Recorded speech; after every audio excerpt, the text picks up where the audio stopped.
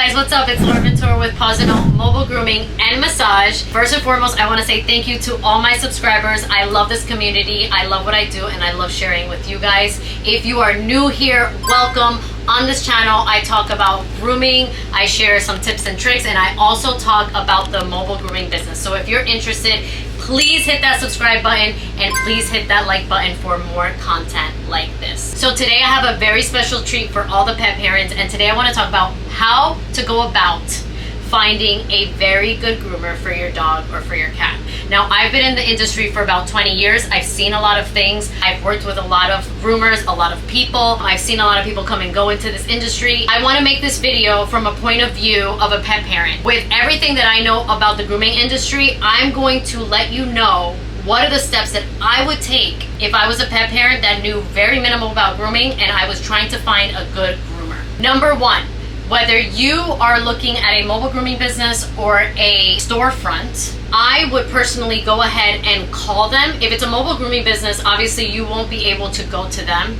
If it's a storefront, I would go in there personally. If you're going to talk to somebody on the phone, I would ask them, what are the steps that they take to groom your pet? You want to be able to understand their process. The first thing that you want to do is ask as many questions as you can just to get a vibe on that person's energy and just to see how they go about doing things. When you are asking these questions, are they being reluctant to answer any of these questions? Or is their communication clear? Can they give you the solid steps that they take to groom your pet?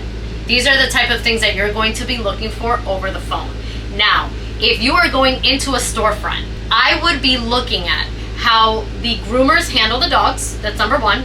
Do the groomers still have light in their eyes? Do they look overworked or fatigued? How does the front desk receive you? Does the grooming salon smell good? How do the pets react in the check-in process, and how do the pets react when they're checking out? Now, I want to make something very clear to you guys. When it comes to taking your dog to a grooming salon or a mobile groomer coming to your house, some pets do not want to be groomed. Naturally, they don't want to be taking baths. They'd much rather be rolling around in dirt.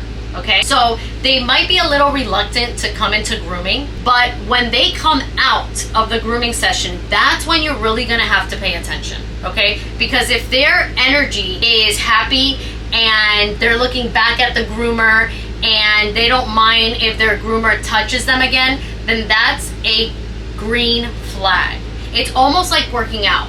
You don't want to go to the gym, but when you come out of the gym, you feel so good about yourself. And that's how I explain to pet parents how grooming is to dogs. Now, when you're in the salon environment, really take in and observe and absorb the energy that's going on around you. The reason being is because dogs, at the end of the day, and cats, they are energy readers and they absorb that energy. So if your dog or cat is anxious, make sure that that grooming salon feels pretty zen to them and to you. Also, a couple of things that I would look out for is how many questions is this new groomer asking you about your pets? Are they asking you if your pet has any allergy, how long it's been since they've been groomed? Are they asking you if you have an anxious dog, about your dog, about its behavior? These are really important things that a groomer should be asking you, and a good groomer would ask you before going on and taking on your pet as a new client. Now, you do have to understand that some groomers, we're very busy because we deal with one-on-one with animals. Sometimes we don't have all the time in the world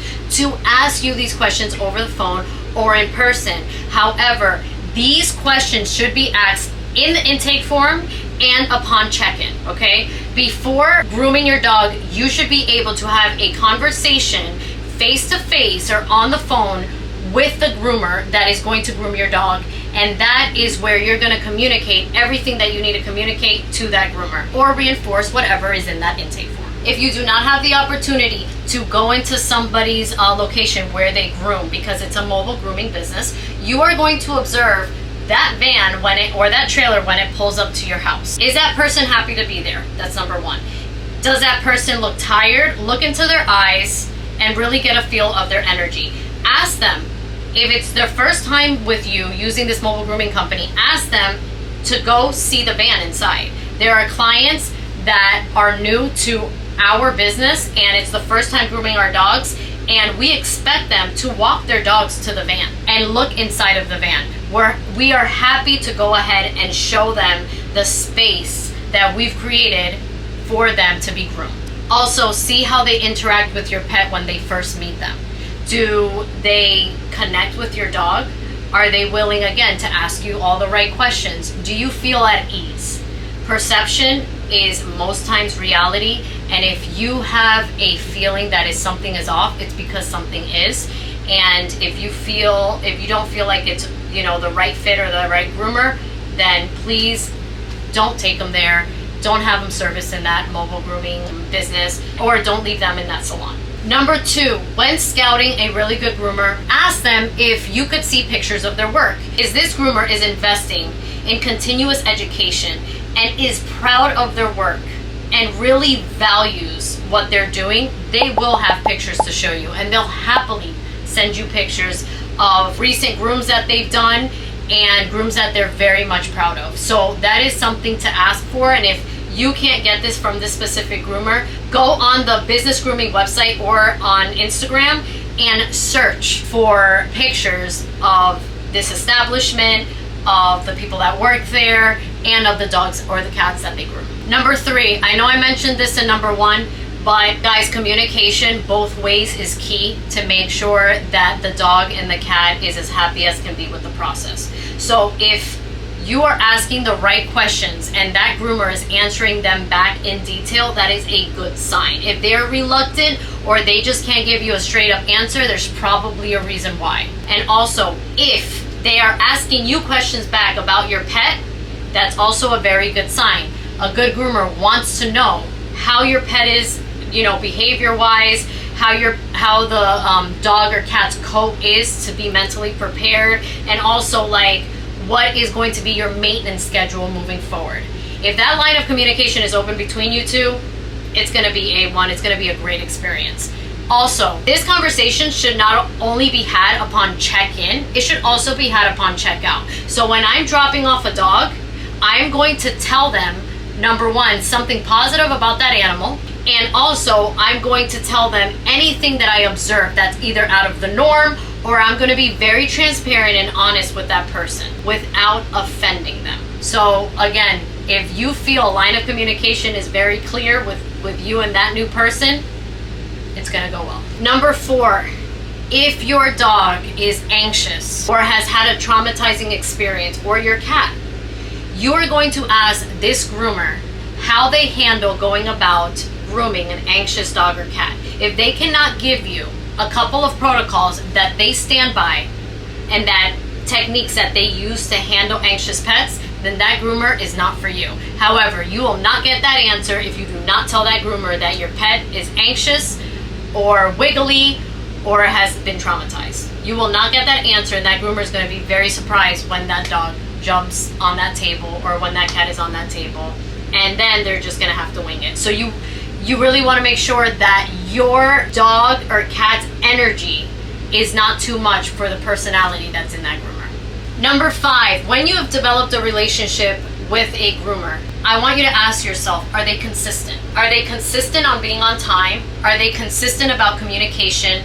Are they consistent about their haircut that they give to your dog? Are they consistent in their mood and in behavior? Are they happy to be there? Does your dog react in a positive way, even when they don't want to be groomed? Sometimes they don't like the process, but they love the person, and that's what you want to look at. Does your dog or your cat look at ease after they've been given a haircut and after they've been groomed? These are the things you're going to look for. If that person is a good groomer once or twice and not all the time, then that's not a good groomer. So look for consistency and look for stability. And another reason why you're doing this is because pets love routine. And I could tell you that if they are consistent, that means that they're doing the same thing over and over and over in the grooming process. They're doing it the same way. Nothing really is changing, and that is just going to put your animal at ease. Last but not least, look for reviews. Ask around. The grooming community is very little. There are forums online. there are reviews online. If it's a reputable company, they will have reviews on Google. They'll have reviews on Yelp. They will have some type of online format where you could see what other people are saying about them. And if you get their name through a friend or a family member, ask them, how was that experience for you? Word of mouth is so valuable, because if it means that 5 people have had a really good experience, you're probably gonna be the 6th one. So do your due diligence. Dogs and cats, fortunately and unfortunately, cannot speak. So you wanna make sure that they are having the best experience ever. And again, this is how I personally would go about finding my little furry one a good groomer. And knowing what I know, I am sharing this with you guys. Another little tip that I will let you know. With mobile grooming, we hand dry, meaning we don't have cages here. So your dog is not going to be cage dry. We dry with a force dryer, okay? We will dry your entire dog.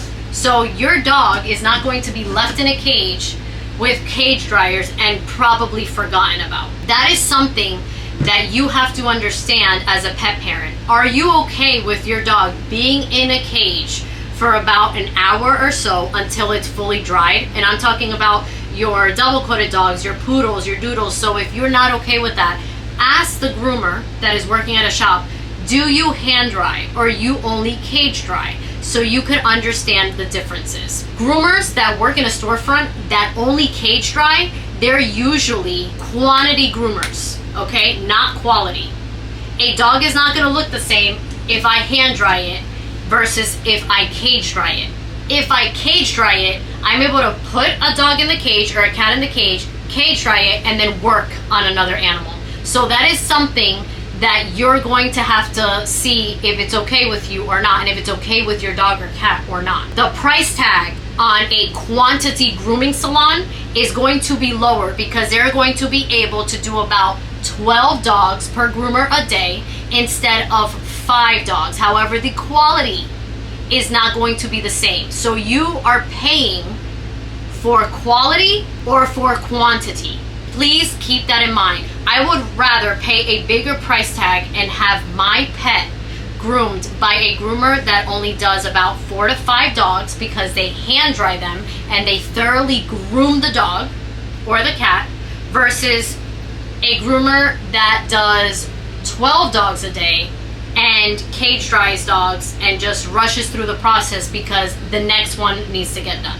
Okay, I've worked in both settings. I know how both settings work, and I am being very transparent with you guys so you guys know the difference. All right, guys, my name's Laura Ventura. I'm here to help you guys out.